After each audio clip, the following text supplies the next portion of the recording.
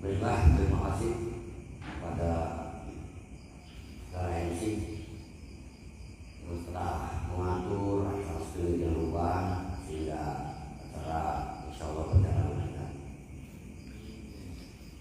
Kita bisa langsung maknai kepada kelanjutan pemaknaan dan juga pemahaman hukum Allah Subhanahu wa Ta'ala,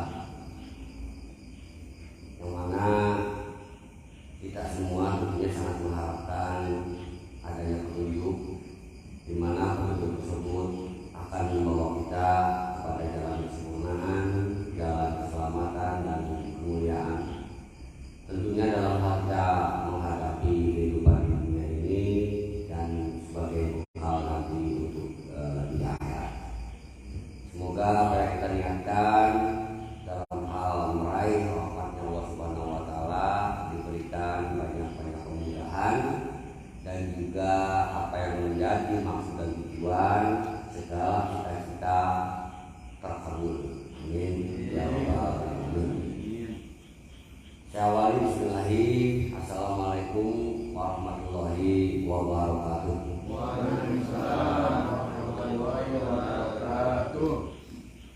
Alhamdulillahirabbil alamin. Wassalatu wassalamu ala sayyidina Muhammadin wa ala alihi wa sahbihi ajmain. Amma ba'd. Yang saya hormati para putra semuanya, santri Tauhid Asma Abdul Jabbar, Pondok Rehabilitasi Lahir Batin Yayasan Zaitun Jabbar Hidayah Kusuma untuk Majelis Taklim Jauhar Jati Sanusi. Semoga senantiasa kepada kita semua ditetapkan rahmat dan keberkahan dari Allah Subhanahu wa Ta'ala.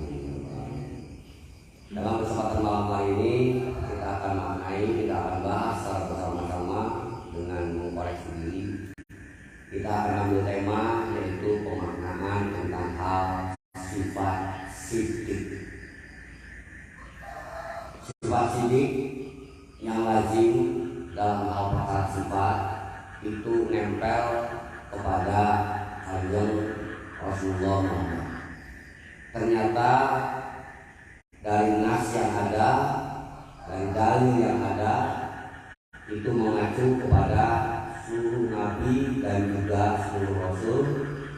Sebagai syarat awalnya adalah memiliki sifat sampai kepada kepribadian sidik. Dalam hal memiliki sifat sidik, tentunya hal yang paling mudah adalah dengan kita beribadah, yakni dengan hanya meniru dan mencontoh orang-orang yang sidik, lantas kita pun bisa dengan instan menjadi sidik. Sampai kepada kita menempah diri, membina diri agar kesidikan kita menjadi keteladanan bagi keturunan kita. Sebagaimana Kanjeng Rasulullah Muhammad dalam hal ini, sifat sidik beliau bukan hanya berawal dari kenabian saja, tapi ternyata sewaktu kecil pun sudah dijuluki oleh masyarakat Mekah sebagai As-Shadiq Al-Amin, orang yang benar, orang yang jujur, orang yang bisa dipercaya. Ini suatu anugerah yang luar biasa. Sebab dari bimbingan keluarga pun bahwa Bani Muthalib atau Bani Hashim itu mengajarkan segala sesuatunya adalah sidik, sampai kepada benarnya. Apakah dalam hal memberikan kesaksian ataukah dalam hal bersumpah, berjanji, haruslah ditepati. Itu sampai kepada benar dalam hal melaksanakan. Jadi tidak melulu kita mengandalkan tekad ucap saja, termasuk juga lampas saja, tapi harus terbukti maslahatnya. Juga dalam hal perkara sidik, yakni disematkan gelar tersebut sebagai as-sidik kepada salah satu sahabat Nabi, yaitu Abu Bakar As-Siddiq. Ketika Rasulullah Muhammad diturunkan sampai kepada beliau, yaitu Quran surat Al-Isra ayat 1 tentang Al-Isra wal Mi'raj. Berceritalah banyak lebar. Seluruh masyarakat Arab mendustakan. Mereka tidak meyakini tentang peristiwa tersebut. Konon katanya riwayat hanya satu orang yang meyakini, yang membenarkan, yaitu Sayyidina Abu Bakar, sehingga disebutlah As-Siddiq. Apabila kita cek, ya, kok bisa orang lain ini mendustakan, hanya satu orang yang membenarkan? Ternyata kaitannya adalah dengan keyakinan dan keimanan. Abu Bakar As-Siddiq ini sudah taslim, sudah beriman, sehingga yang ada pada logikanya adalah dalil, yang ada pada pemikirannya adalah dalil. Ketika orang lain mencerna Isra Mi'raj sebatas logika manusia biasa, sungguh sangat tidak mungkin. Dan memang iya, tidak mungkin dari Masjidil Haram ke Masjidil Aqsa cuma 2 jam. Itu nggak mungkin.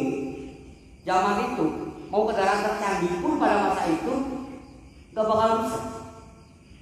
Dan mereka logis secara pemikiran manusia. Tapi yang ada pada benak Abu Bakar, Sayyidina Abu Bakar, ini perbuatan Tuhan. Ini Allah yang berbuat. Ini afalnya Allah. Dan itu sah-sah saja. Nah, disitulah fungsinya keimanan dan ketakwaan. Yang mana nanti sesuatu yang benar itu akan terungkap tentang hal keagungan Allah Subhanahu wa Ta'ala. Dalam hal memaknai perkara sidik sampai kepada perlawanannya, yakni hidup, bisa kita awali maknai, yaitu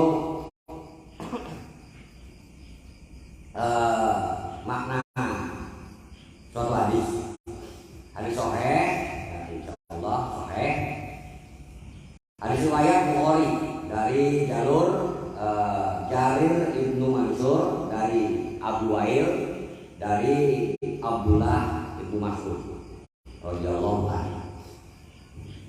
An-Nabiyya sallallahu alaihi wasallam qala, dari Kanjeng Rasulullah Muhammad sallallahu alaihi wasallam, beliau berkata, inna sodqa yahdi ila birro.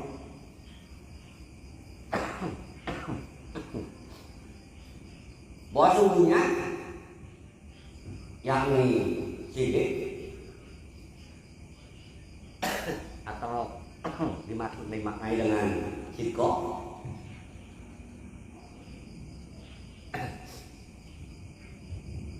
ingat sidqo, bahwa sungguhnya sidik yahdi itu menunjukkan atau menuntun, membawa ila birro, yaitu kepada kebaikan, kebajikan, kebaktian. Dimaknai kebajikan, kebaktian, juga kebaikan. Birro ini beda dengan al-khair atau al-hasan, ihsan. Birro itu kebajikan ataupun kebaikan, nah, yang mengacu kepada kebaktian. Ini ada tuntunannya. Kalau al-birro ini ada tuntunannya. Hurufnya ba, ro, ro. Ya, jangan sampai ba, ro, ya. Kalau ba, ro, ya nantinya al-bari. Urusan dengan al-khaliq, pencipta manusia itu al-bari. Bariul, baroya. Bari al-barinya atau bariulnya adalah khaliq, baroyanya adalah makhluk kita. Ini baroya, makhluk yang diciptakan oleh Allah untuk ngabdi ibadah, yaitu al-baroya. Sedangkan al-biru, ya, itu baik itu al-bari maupun al-biru itu sama-sama ada di Asmaul Husna. Nah, untuk al-biru itu adalah kebajikan, juga dimaknai kebaikan, termasuk juga adalah kebaktian, ketaatan, melestarikan, meniru, berteladan. Nah, ini ada di al-biru. Yang mana sesungguhnya perkara sidik itu akan membawa kepada kebajikan. Wa innal birra, dan juga bahwa sungguhnya kebaikan yahdi akan membawa atau menunjukkan ila jannah. Jadi apabila kita mau mengambil jalur surga, kan gitu, dalam hal kehidupan kan gitu, mau surga mau neraka jalurnya jelas beda-beda. Apabila kita mau mengambil jalur surga, ya maka dari segi sudut pandang ini haruslah kita berteladan secara kebaikan. Yang mana berteladan secara kebaikan ini adalah berawal dari sidik atau benar. Contoh misalkan dalam hal perkara benar, ya. Ketika kita dihadapkan oleh suatu masalah, ya. Ternyata masalah tersebut sangat berat, akhirnya kita sabar. Nah, sampai kepada orang tersebut dengan kesabarannya bisa melalui kesulitan tersebut. Nah, itu terkategori orang yang benar dalam hal yang menghadapi masalah dengan kesabaran. Juga dalam hal dia menerima masalah, dia bertawakal tetap kepada Allah, tidak merubah imannya. Nah, sampai masalah tersebut beres dengan ketawakalannya, maka dia pun termasuk orang yang sidik, yang benar dalam hal melaksanakan menghadapi kesusahan dengan bertawakal. Nah, dari segi bab itu orang yang punya masalah dia sabar. Secara bab sabar cukup sampai kepada sabar. Juga secara makna tawakal, ketika menghadapi suatu masalah keinginan, ya dia bertawakal, secara bab tawakal benar. Tapi dalam konteks sidik ini lebih daripada sabar dan tawakal. Ketika Anda menghadapi masalah, sesulit apapun tetap berjuang untuk lepas dari masalah, tidak cukup dengan sabar. Nggak punya duit sabar, apa-apaan, nyari duit. Anda benar karena apa? Karena untuk memenuhi kebutuhan. Nah ini, jadi sidik itu sifat yang luar biasa. Sekarang Anda dengan sabar sudah benar, sudah ada kenangan surga. Dengan tawakal sudah ada kenangan surga. Tapi apabila Anda tidak memperbaiki keadaan diri seutuhnya, karena manusia perlu makan minum, sandang pangan papan, kalau kita tidak sidik, tidak benar pada jalur sesungguhnya, hanya sabar, ya maka kita akan kurang makan, kurang sandang, kurang papan. Triplek kali ya. Kurang papan. Ya contoh misalkan, ya kita mah segini aja udah cukup, alhamdulillah kan gitu, udah syukuran tuh. Ya gaji sebulannya 15 juta udah cukup, alhamdulillah kan begitu. Ya buat sekolah bocah, buat keluarga udah cukup lah, alhamdulillah lah. Ya Allah terima kasih. Iya, Anda sudah benar. Sudah benar dalam konteks benar dalam hal bersyukur. Tapi dalam hal konteks sidik, ya apabila kita kaitkan dengan Quran surat Al-Baqarah 177, ya di sana tertera bahwa yang namanya kebajikan itu bukan urusan menghadapkan wajahmu ke timur ataupun ke barat, tapi yang namanya biro, kebajikan itu dikatakan panjang ini, yaitu beriman kepada Allah, hari kemudian, malaikat, juga kitab, juga kepada para nabi, termasuk memberikan harta yang dicintainya kepada kerabatnya, termasuk adalah anak yatim, orang miskin, musafir, dan juga orang-orang yang meminta-minta, termasuk hamba sahaya, ya juga terus mendirikan sholat, berzakat, segala macam. Nah, dan itu sudah diketahui lebih didominasi dengan penyambungnya. Urusan kau cukup untuk makan sehari-hari, alhamdulillah, itu sebagaimana pertimbangan dengan yatim piatu, fakir miskin, kaum duafa. Mereka juga menanti uluran tangan, apa nggak pakai ini? Jangan sampai kita termasuk orang yang tinggi, orang yang mendustakan. Orang ayat lagi bukan dibubiji. Tahukah engkau orang yang mendustakan, yang mengkritikkan dia terhadap yang mengkritikkan dia perkara agama? Siapa? Fawailul musholin. Orang yang lalai pada sholatnya. Ternyata apa? Urusannya dengan santunan yatim piatu, fakir miskin. Urusannya. Jadi bukan urusan dalam hal kategori Al-Baqarah 77 yang dikatakan laisal birra an tuwallu wujuhakum qibala al-masyriqi wal maghrib. Bukan kebajikan itu perkara engkau menghadap kiblat, mau ke timur ataupun ke barat, mau ke Masjidil Aqsa atau ke Masjidil Haram. Tapi yang namanya walakinal birra ya kan, bahwa sungguhnya kebajikan itu adalah beriman kepada Allah, malaikat, kitab, para nabi, termasuk adalah beserta menyambungi peduli pada kaum duafa. Nah yang nanti di akhirnya itu adalah sampai kepada orang tersebut sholat, zakat, dan dia senantiasa menunaikan janji apabila dia berjanji. Kemudian orang yang sabar ketika dalam kesulitan, termasuk dalam penderitaan dan juga dalam peperangan.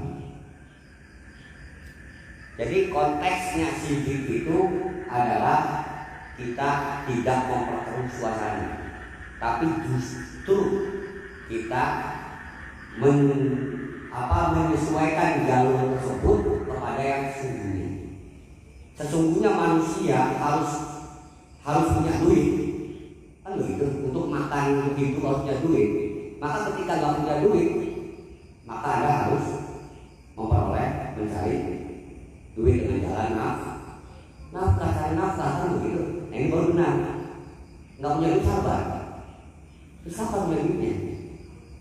Kalau nggak punya duit, dilawan dengan sabar.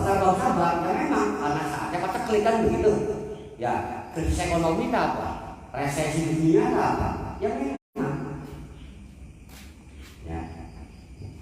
Nah lantas dalam hal ini pemaknaannya, kalau semuanya sampai kepada pemaknaan kembali kepada hadis riwayat Ibnu Mas'ud, yaitu bahwa sungguhnya syirik itu membawa pada kebaikan dan kebaikan akan menunjukkan kepada surga.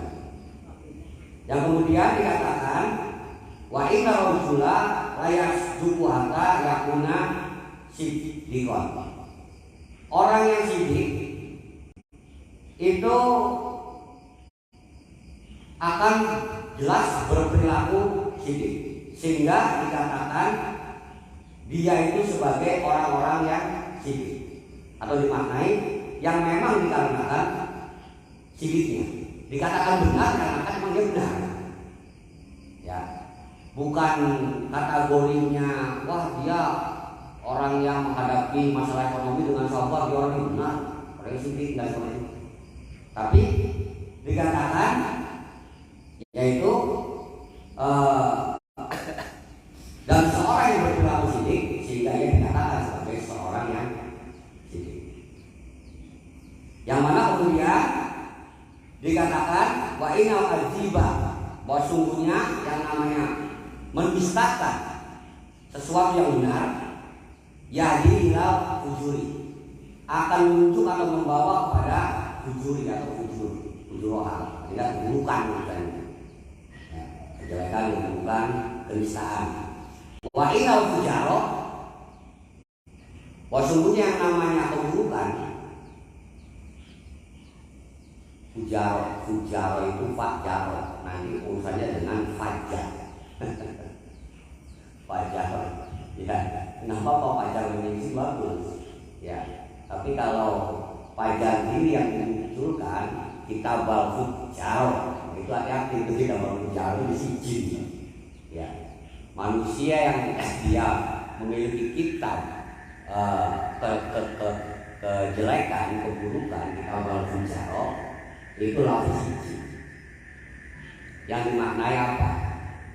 Yang seharusnya manusia itu berdasar Quran sebagai panduan hidup. Yang seharusnya yang dimunculkan itu adalah dalil. Tapi si manusia fujar, dia itu adalah yang dimunculkan fajarnya dia, hawa nafsunya dia dari dirinya. Gua pengennya begini, nggak mau begitu. Nah itu, ya sehingga bukan hanya memunculkan, tapi berakibat orang lain terpengaruh oleh ambisi dia ataupun oleh keegoisan dia. Nah ini dikatakan fujar dalam Al-Quran. Ya. Insya Allah kalau saya pacar mah yang pacar matahari, yang membawa kehidupan, amin. Ya.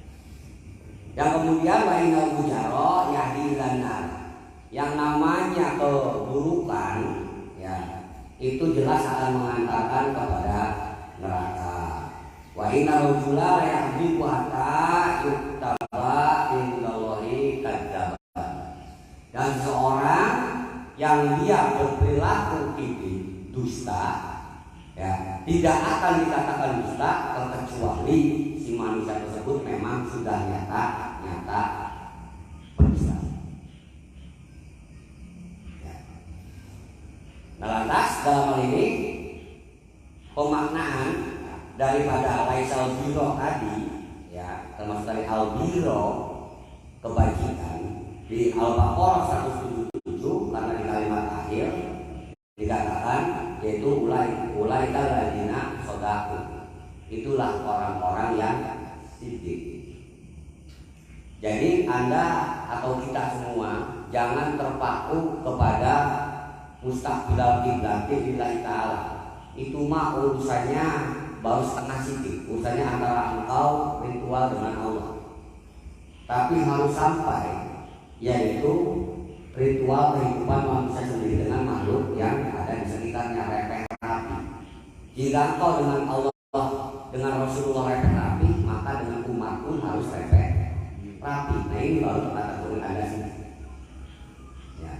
Dan dikatakan kalau akhir, paling akhir, waulaika humul muttaqun, dan itulah orang-orang yang bertakwa. Jadi orang yang sidik ini sudah paket, dia termasuk orang yang bertakwa.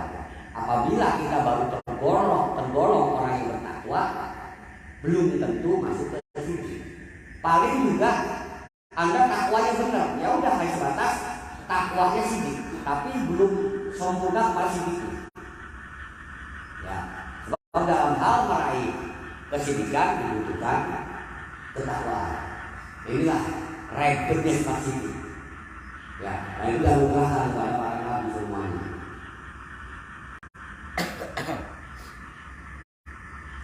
Yang kemudian dalam hal pemaknaan, ulaika humus shodiqun, mereka itulah orang-orang yang sidik atau orang-orang yang benar. Itu yang bagaimana? Dikatakan di Al-Hujurat 15. Sesungguhnya orang-orang yang beriman itu adalah orang-orang yang dia beriman kepada Allah dan Rasul. Yang kemudian sumalam yartabu wa jahadu bi amwalihim wa anfusihim fisabilillah. Yang kemudian dia setelahnya beriman dan bertakwa, beriman kepada Allah dan juga kepada Rasul.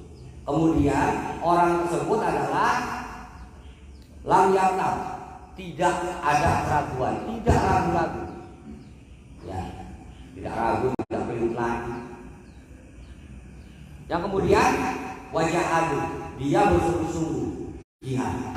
Ya, jihad itu sungguh-sungguh dalam segala perkara, terutama dalam hal menegakkan agama Allah, dalam hal murid-murid agama itu sendiri. Dengan kategori bi amwalihim wa anfusihim, libatkan harta dan juga jiwa. Jadi untuk tegaknya agama, hidupnya agama itu bukan hanya kehadiran doang, ya bukan hanya kehadiran ini doang, tapi juga kehadiran reset. Ya kalau beginian maksudnya mengaji tanpa beginian apa hal ini semua? Simpelnya begitu. Nah yang kemudian kita humus shodiqun, itulah orang-orang yang benar. Jadi dia ketika beriman kepada Allah, beriman kepada Rasulullah, ya dari segi yang gampang, dari segi sulit sampai segi yang sulit sekalipun dia tidak ragu untuk menunaikannya. Ya. Dan dia dalam hal menunaikannya itu sungguh-sungguh, yaitu dengan harta dan juga dengan jiwanya, itu fisabilillah, di jalan Allah. Fisabilillah di jalan Allah berarti ini harus kita menjadi diri sendiri. Jika Anda sebagai pedagang, maka dari hasil dagang. Jika Anda sebagai karyawan, dari hasil karyawan, bukan dari hasil dagang disimpan yang disumbangkan hasil korupsi. Ya, maka itu kalau bisa bismillah, karena Anda bukan koruptor, Anda berdagang.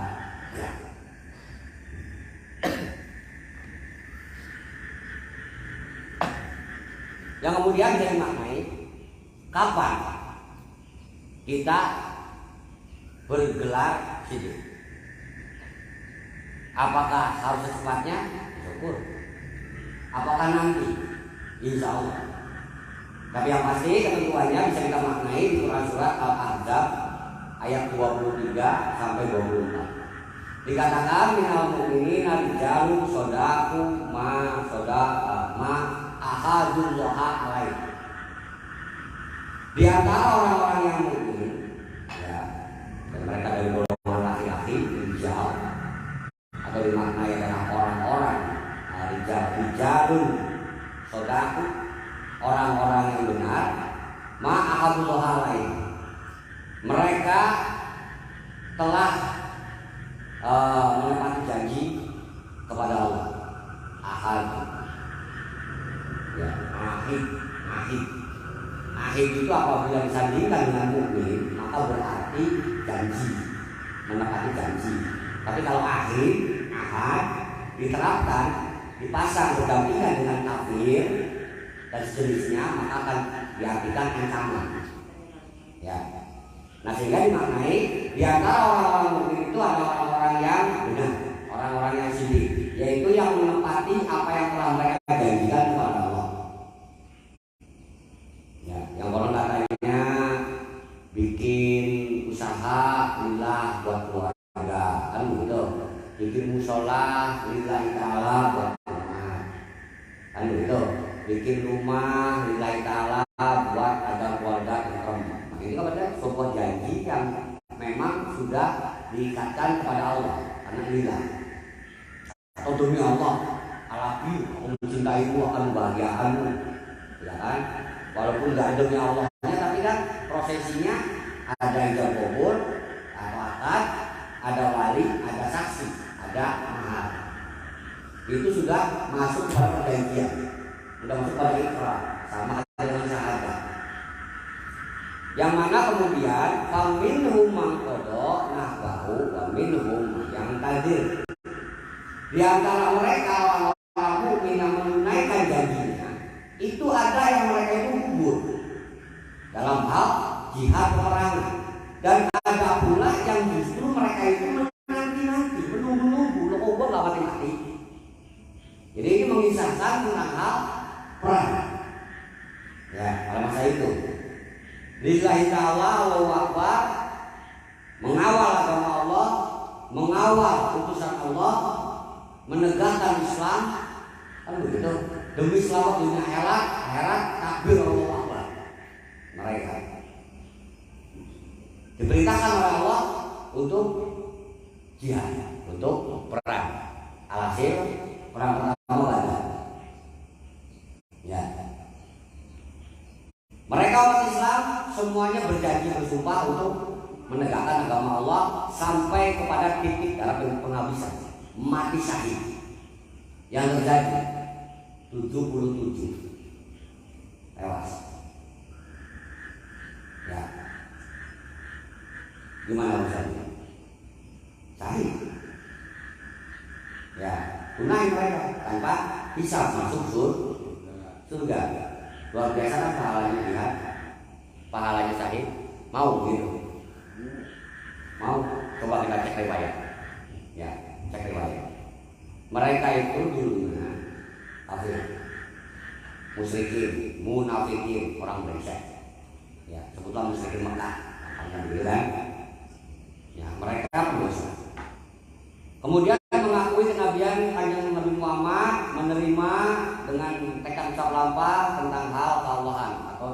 orang Islam. Asli mereka taubatan nasuha seluruhnya di situ mereka. Tidak akan mengulangi lagi perbuatan-perbuatan kemarin. Bersih dong. Alhamdulillah. Seketika diperintahkan jihad. Kemudian meninggal. Yang bisa mau apa? Ngaji namanya. Mereka sabiqunal awal jihad jelas tanpa hisab ketika masuk surga karena sakit. Karena mau apa yang hisab? Semua dosa-dosa sudah asli, sudah mohon ampun di situ di hadapan Kanjeng Rasulullah Muhammad, bersih. Kemudian jihad, gugur di medan perangan, otomatis masuk surga tanpa hisab. Lah lu umur 15 tahun balik sampai kepada umur 25 tahun maksiat, ya kan? Ya ada taat sedikit lah, taat maksiat oke lah, ya kan? Umur 25 sampai sekarang misalkan, ya tauhid, alhamdulillah tuh. Sampai kepada nanti umur 100 ya tetap tauhid, sampai subuh hasil meninggal, terus tanpa hisab. Yang dari umur 15 tahun sampai 25 gimana urusan maksiat? Ya, sedangkan dari maksiat itu banyak yang kau rugikan. Engkau bermaksiat, jual kata orang tua. Ayo, sampai kuli satu kambing jual. Ayo, ya, kambingnya habis kandangnya jual. Tuh, siapa tuh? Lu. Ya, nah ini apa itu nggak lolos dari hisaban? Nggak bakal, tetap dihisab. Jadi untuk kita tetap akan menemui apa yang namanya alam hisab di sana. Cuman ya nggak masalah, pahala kita banyak kok. Timbang itu kecil, berapa? 10 kilo punya pahala 1 kintal kok. Nih bayar 1 kilo beres.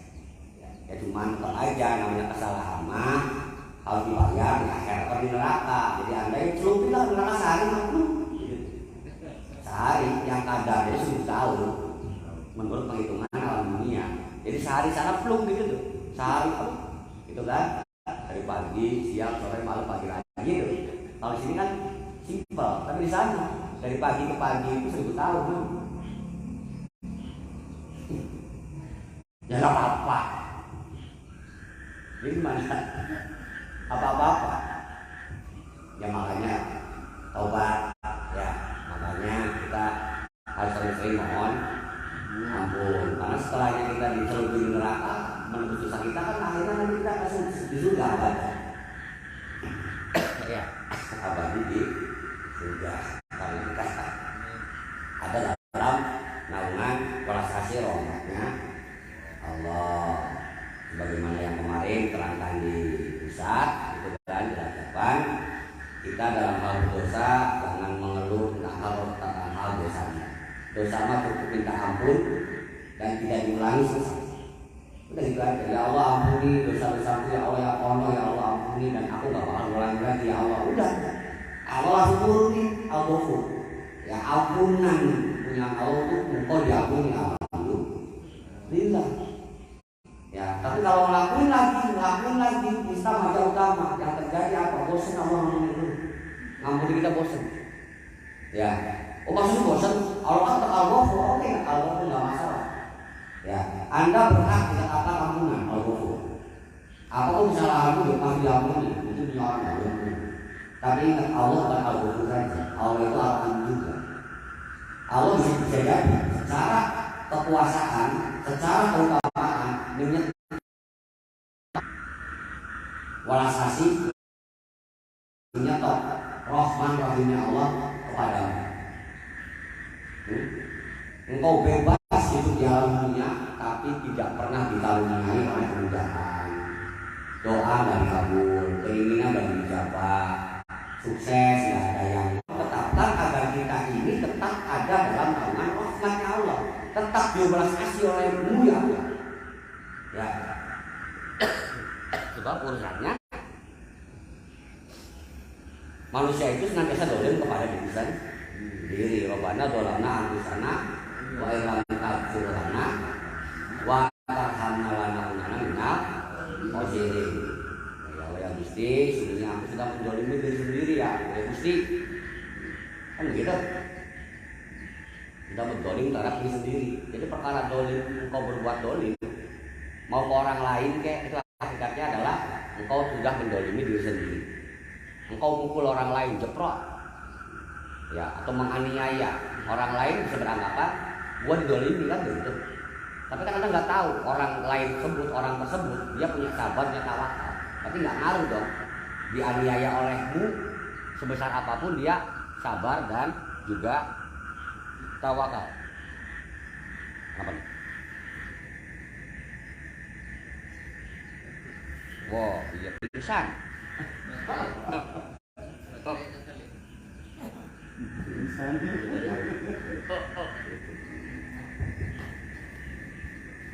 Ya, orang yang kau zalimi, yang kau aniaya, seakan-akan engkau puas gitu loh, syukurin. Ternyata yang kau zalimi itu dia orang tauhid, dia sabar tawakal, dapat pahala dia justru dengan engkau aniaya. Tapi yang sejatinya dengan engkau menganiaya orang lain, dengan engkau menzalimi orang lain, itu sudah mengarahkan diri sendiri ke jalan ke neraka. Ya karena engkau sudah zalim kepada aturan untuk rukun dan juga sudah zalim kepada sesama makhluk. Kenapa menyakiti? Emang lu nyiptain? Kok nyakitin? Kok merusak? Kok membunuh? Kok mitnah?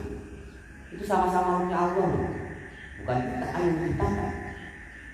Nah, lantas kita mohon ampun ya Allah ya Gusti, apabila Kau tidak mengampuniku, wa ilam taghfir lana, kan gitu. Kemudian wa tarhamna. Dan apabila Kau tidak mengasihiku ya Allah, maka Aku akan merugi. Urusan perkara minta ampun jelas diampuni, tapi dimohonkan juga tetap diwelas asih. Ya, jangan sampai kayak pejabat ono kan begitu.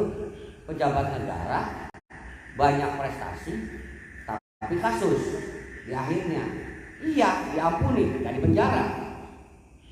Kan begitu, hanya dilepas aja jabatannya. Ya kan? Yang terjadi apa? Jauh dari welas asih negara. Yang tadinya inventaris apa segala macam fasilitas dapat dicopot, hanya diampuni nggak dipenjara doang, tapi dia kemana-mana susah, bisnis terjegal, ya karir sudah tidak ada, masyarakat sudah membicingkan mata. Nah ini jauh dari rahmat. Ya, sehingga dalam hal pemaknaan kepala putra semuanya, dalam hal perkara kita berbuat benar, ya, yakni menunaikan janji, sidik dalam hal perkara janji, itu ada yang seketika bisa instan, yang dimaknai tadi di Al-Ahzab 23. Dan di antara orang-orang beriman ada orang yang menunaikan secara tunai janji-janji mereka kepada Allah, yang mana di antara mereka ada yang gugur di medan perang, dan di antara mereka adalah mayat tajir, ada yang menunggu-nunggu. Kapan gua mati? Kok nggak mati-mati? Perang lagi, ya Rasul kapan? Nanti tenang, lu kursi siap. Perang Uhud nggak mati juga. Waduh ya Rasul, aku juga pengen syahid. Tenang bro, kau dalam panjang umurnya ikut perang Arif, perang Kondak, ya atau perang Ahzab, nggak mati juga. Waduh, ya sampai mau merangi kaum Yahudi, menumbangkan Romawi Yunani, nggak mati-mati juga.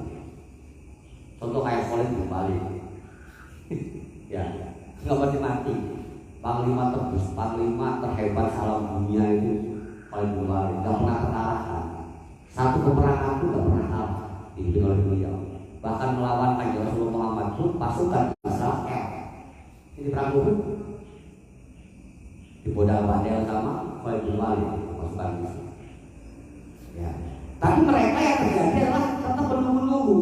Di kalimat akhir dikatakan wama badalu tabila, dan mereka itu tidak merubah janjinya, tetap fokus. Ya. Tetap fokus.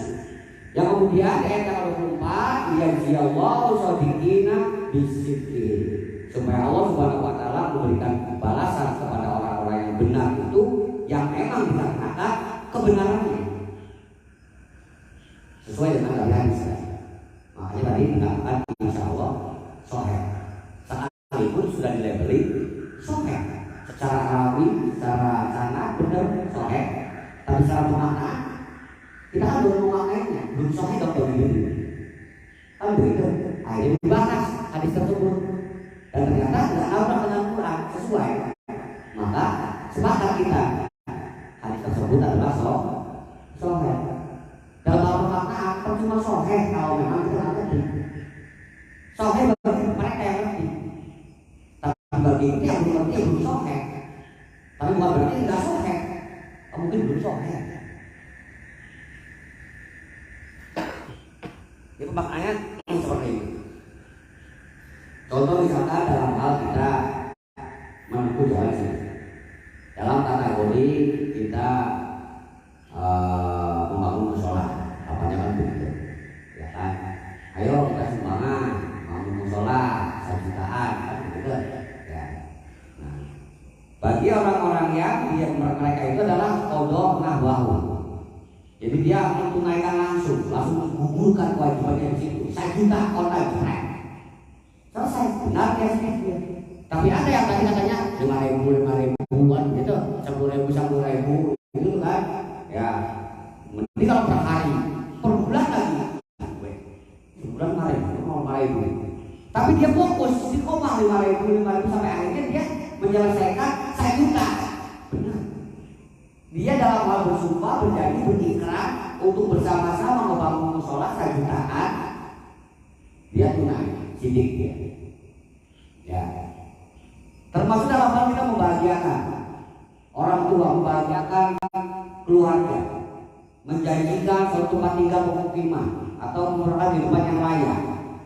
Bisa tunai, alhamdulillah. Kan begitu, baik mau apa? Rumah, 2 lantai, bikin. Alhamdulillah. Bikin apa lagi? Mau apa lagi? Mobil, oke. Mau apa lagi? Ya berjam, oke. Tapi ada kalanya yang orang dia sudah berjanji, ya demi cinta kepadamu, demi cinta lagi. Padahal yang Quran nggak ada demi cinta, ya. Yang ada adalah waradi, misalkan wasakaki demi langit, demi bumi, warobi demi Tuhanku, gitu kan? Ada demi masa, asal gitu kan? Demi waktu, nggak ada demi cinta. Wahab demi cinta. Ya. Nah itu sudah bersumpah. Apabila sudah melibatkan sesuatu, ya apa itu demi cinta, apa demi bumi, demi langit, demi Tuhan, demi Allah, demi ibu, demi masa depan kita, hati-hati, itu bagian dari bersumpah. Sudah ikrar itu kan, walaupun hanya berdua, ya, sehingga wajib ditunaikan.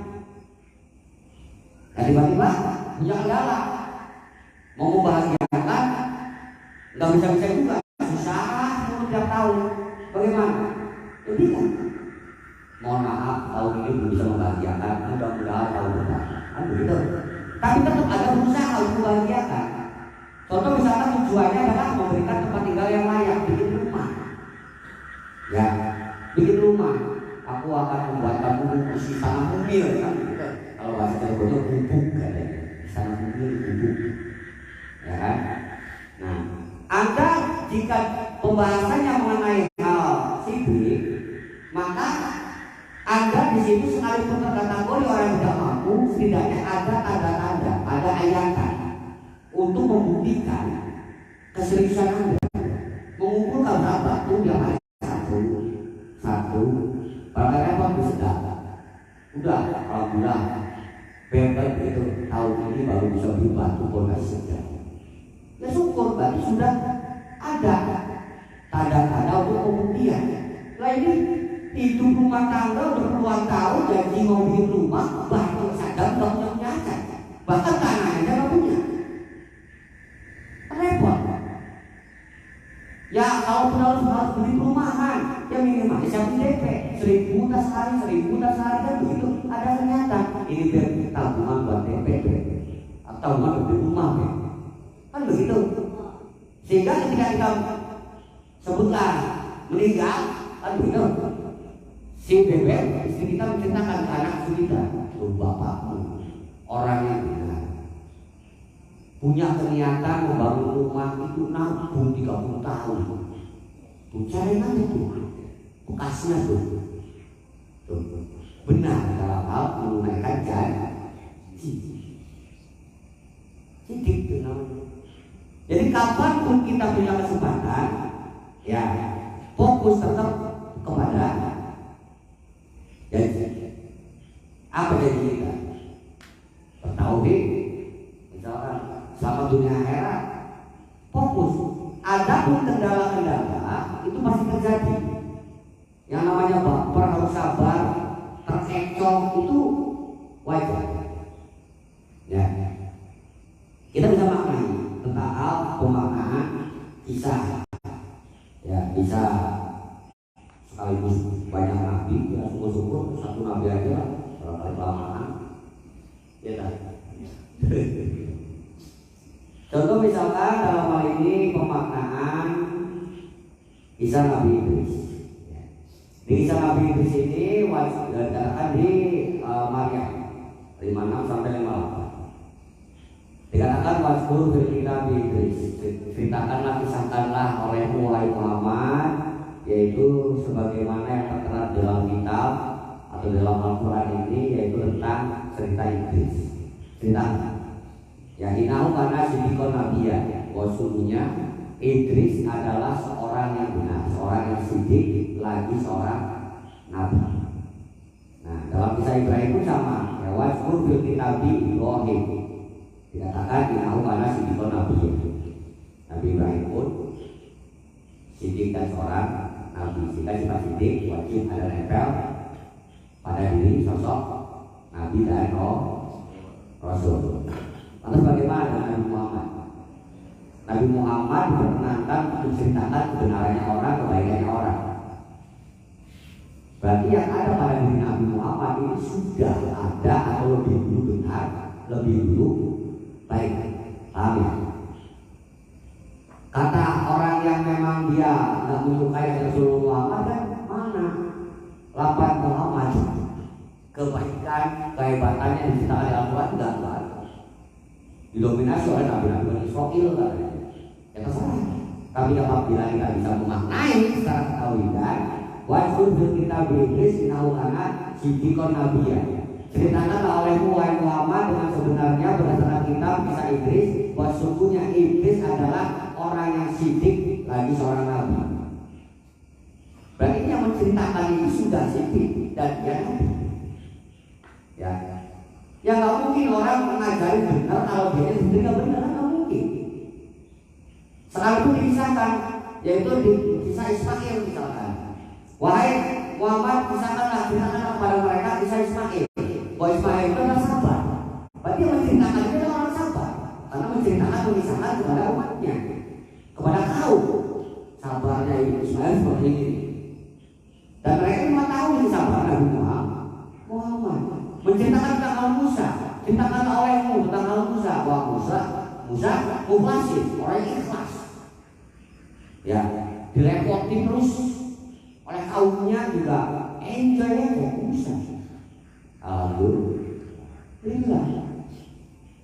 Nah, yang kemudian sampai pada di akhir ya di ayat yang ke-56, 58, ayat akhir dikatakan idza tutla alaihim ayatul rahmani qalu sujada wa budiya. Idris itu seorang yang benar dan juga seorang nabi, ya, yang oleh Allah diangkat ke makanan alia, ke tempat yang tinggi, dan juga ditetapkan sebagai salah seorang yang mendapat nikmat anugerah dari Allah berupa kenabian dari keturunan Adam, termasuk dari keturunan Nuh, juga keturunannya Nabi Ibrahim dan Israil. Israil itu dari keturunan Yakub, ya, keturunan Yakub. Di Al-Quran kurang lebih ada 4, di situ adalah dari Israil atau Nabi Israil atau dia dari Israil. Nah itu mengacu kepada Nabi Yakub, anaknya Nabi Ishak, ya, cucunya Nabi Ibrahim. Yang mana mereka semuanya yang dapat nikmat Allah dari para nabi semuanya itu apabila dibacakan ya indah tutla, apabila dilawatkan kepada mereka itu ya ayatul rahman, ayat-ayat ar-rahman yang terjadi apa? Qalu sujada wa bukia. Mereka itu bersegera untuk menyukurkan diri, bersujud dan menangis. Kok bisa?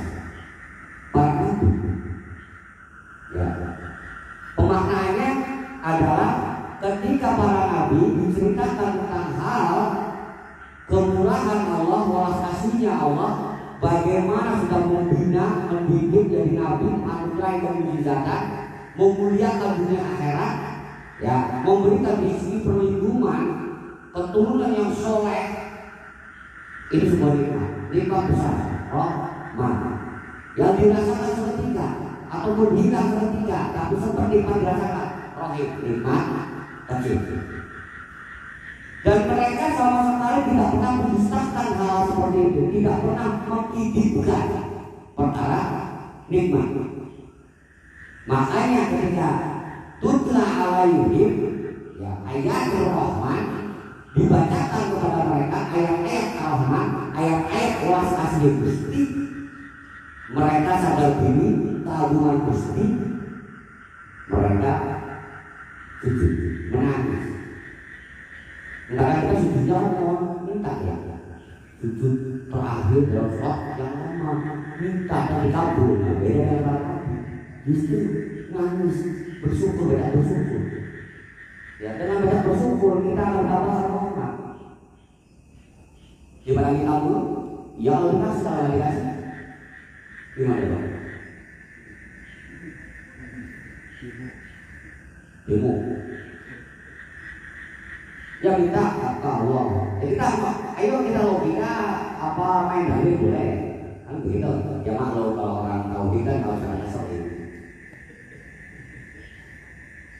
Allah Subhanahu wa Ta'ala sudah memberikan 4 ketentuan ketika engkau masih di rahim ibumu. Rezeki ditetapkan, umur ditetapkan, ajal ditetapkan, sampai perjalanan takdirmu ditetapkan.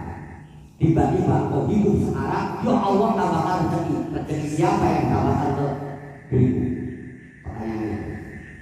Sedangkan rezeki sudah ditetapkan oleh Allah semenjak kau di alam rahim. Nih rezekimu selama kau hidup dalam dunia sekian, umurmu sekian, ajalmu begitu, takdirmu begitu. Terus tiba-tiba kita tambahan rezeki. Sepakat tambah itu sama Allah. Gimana ketentuan yang kemarin di alam rahim perjanjiannya? Ngaji cerdas mana? Mau nangis kayak apa juga nggak bakal tambahin diterima karena sudah diukur, sudah kalau sudah ada kodok-kodok takdirnya. Ini perkara diriku loh. Iya, bagus nggak? Ya. Tapi di Quran kan ya boleh minta tambah rezeki, iya boleh. Nabi menyarankan mendoakan dia, moga rezeki bertambah, rezeki lancar. Benar dalam sudut mana ini benar dalam hal kategori bertakwa. Kita batasan nih, jangan campur-campur, bangsa tawaran semua. Ya Allah, tambahkan aku rezeki ya Allah.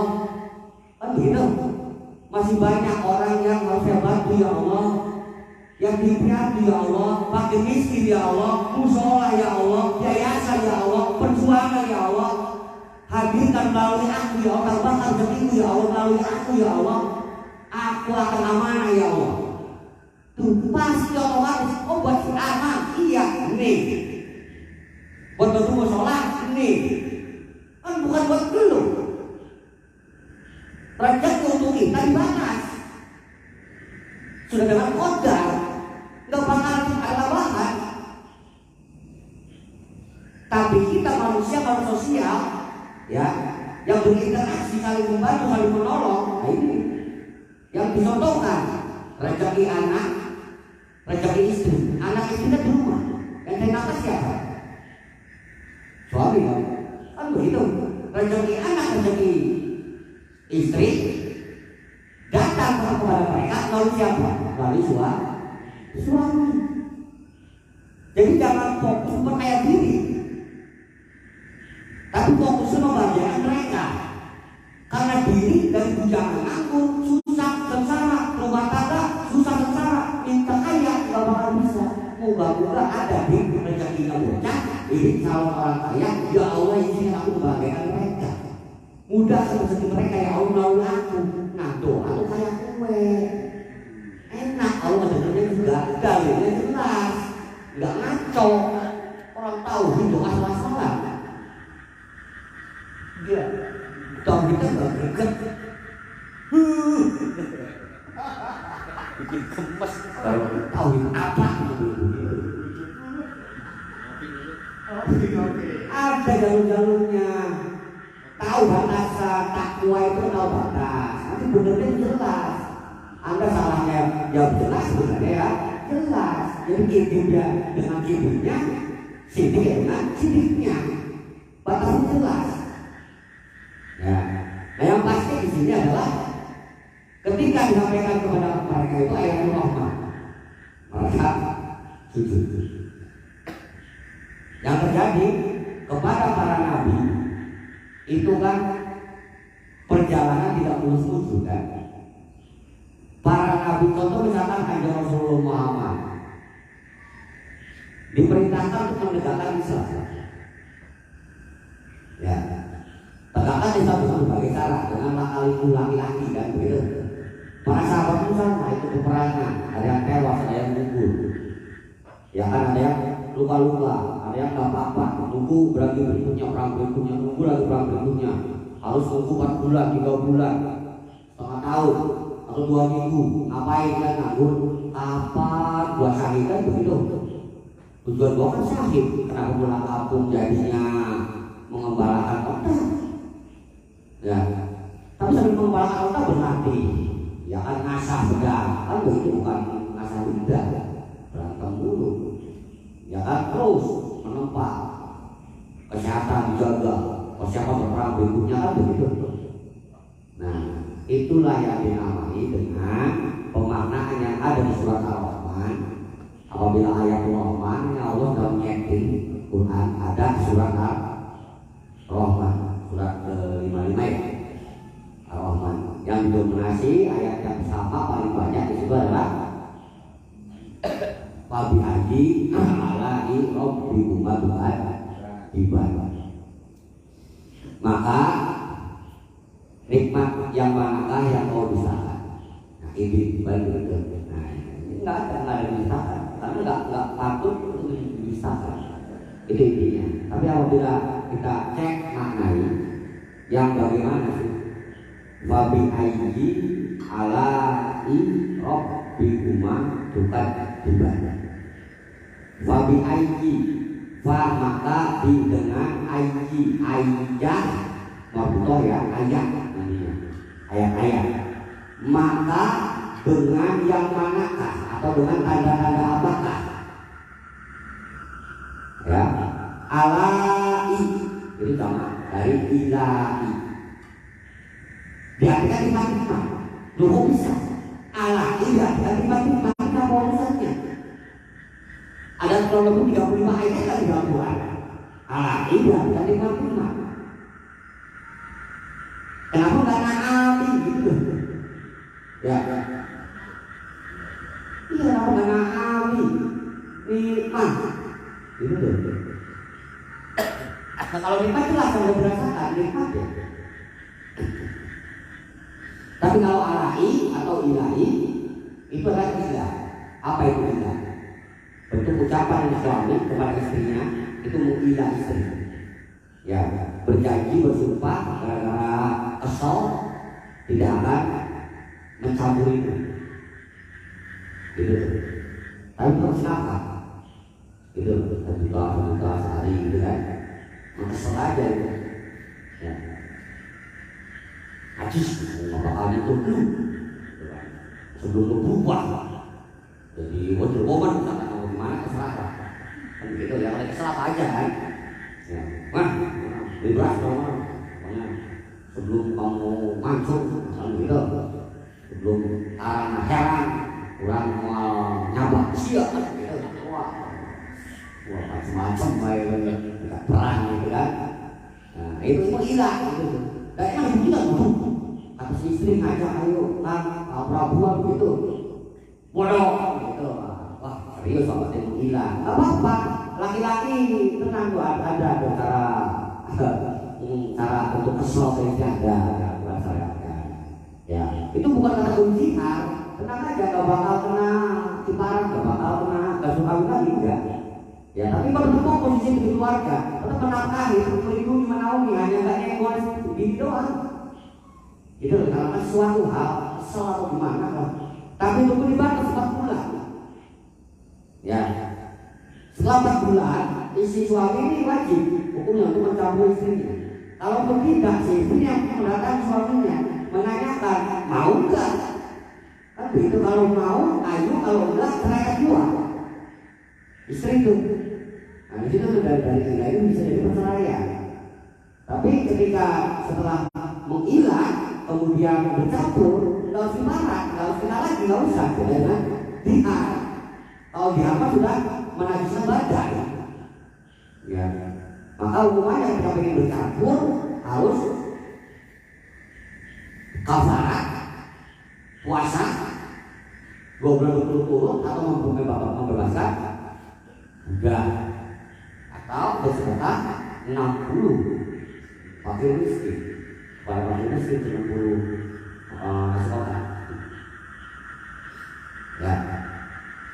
Nah ini alai nikmat. Oh urusannya hilang. Maksudnya tadi itu engkau mempunyai janji kepada Allah untuk sebulan membahagiakan istri kan begitu, yaitu dengan membuatkan suatu standar sendiri gitu ya. Nah pastikan engkau ada kalanya kerja gajian habis buat makan, ada kalanya kerja gaji juga, ada kalanya kerja bisa lari panah alurnya, wah itu pokoknya. Ya dapat duit banyak copot, ya ada dibayar, langsung copot, copot hilang. Macam-macam dia. Nah, tapi kau fokus tetap pada itu kerjaan, fokus pada itu cita-cita. Ya, ini membuat suatu usaha kecil. Nah, Anda dari itu 500 atau 1000 ada nyimpan gitu, tanpa Anda merubah janji, tanpa Anda memberikan begini, mana mungkin kau bikin rumah, mana mungkin kau membahagiakanmu. Kan dulu janjinya mau membahagiakan, bikin rumah. Bodoh, ada tuh sudah ikan janji di situ, nggak bakal gitu. Tapi Anda dalam lika-liku permasalahan segala problema kehidupan, Anda masih terfokus. Ya, kepada tujuan. Nah itu dipakai dengan alaki, dan itu semuanya nikmat, bukan lagi. Ya, jadi kan kita tahu susahnya mencari duit, itu tuh, susahnya bergaul, susahnya bagaimana mencari banyak kita tadi gitu. Ya, dengan kesabaran di tempat yang pada akhirnya engkau punya rumah, diberikan kekayaan, sudah biasa dengan sengsara, kan begitu, tinggal menikmati kan. Nah jadi segala kesusahan, segala ilah itu adalah sebuah nikmat yang diberikan oleh Allah, dan itu nggak pantas untuk kita bisa. Paham? Ya tapi bukan dijadikan acuan juga. Oh berarti ini boleh ya santai, jadinya nanti. Wah, ya nggak begitu juga. Itu kan terakhir, kan terlalu digerakkan. Paham ya? Jadi perkara sidik itu hal yang pertama harus tertanam pada diri kita, yaitu semenjak kecil sifat sidik tersebut. Jika tidak, maka jangan telat, segera untuk menanam sifat sidik. Ya, dan segera pula tanam sifat sidik kepada anak. Biasakan ketika kita berjanji tunaikan. Anak pun ketika dia berjanji, Pak kalau aku nanti ranking 1, nanti nanti aku akan WhatsApp atau nanti minta HP. Ya udah tunai sama dari dulu, ntar apa? WhatsApp dapat HP ya begitu. Ya, jadi diajarkan tepat janji. Fasilitas arahkan, itu alat pasti ada mumetnya. Dengan rajin belajar PNS 1, mungkin dia kepala kurang tidur, pusing, ya kita harus persiapkan obatnya, pijatnya atau apa itu alat ini pas semuanya. Akhirnya dari 1 alhamdulillah ini bonusnya HP-nya aja nggak semua tak baik, main game mulu nanti. Ya. Nah, yang mana semuanya urusan kebenaran itu adalah urusan harus memiliki dasar, yaitu harus benar menurut hukum. Kebenaran secara sidik tidak cukup berdasarkan kebenaran diri, tidak cukup berdasarkan kebenaran umum, tapi harus juga kebenaran secara sidik itu adalah berdasarkan hukum. Ketika kita berlogika manusia, mungkin kita berprinsip ini benar, berpemikiran ini benar, ini hasil pemikiran saya, itu kan baru benar menurutku. Coba sandi dengan masyarakat, musyawarah, atau kalau perlu Anda melibatkan masyarakat, gunakan pemikiran, ada penentangan nggak, sukses enggak? Kalau misalnya sukses, alhamdulillah, pasti sesuai dengan umum, pas dengan permintaan masyarakat, pemikiran lu pakai. Ya, tapi kalau tertolak, ya pasti pemikiran itu baru benar secara sendiri, belum berdasarkan kebenaran umum. Nah, sekalipun ini tidak benar, umum tidak menerima, syariatnya kemana? Hukumnya bagaimana nih? Maka benar menurut diri harus benar menurut umum dan benar menurut hukum. Ini berjalan sesuai semuanya. Baiklah, para putra semuanya tentang hal sidik sangat panjang sekali, bisa nanti kita sambung dengan jibrol, ya, sambil ngopi tentunya. Saya cukupkan karena ada penjelasan. Saya mohon maaf atas salah hilaf dalam hal menjabarkan, juga dalam hal campur tupil, ya, jadi tidak konsen mungkin. Saya kembalikan kepada pembicara. Saya akhiri wabillahi taufiq wal hidayah. Wassalamualaikum warahmatullahi wabarakatuh.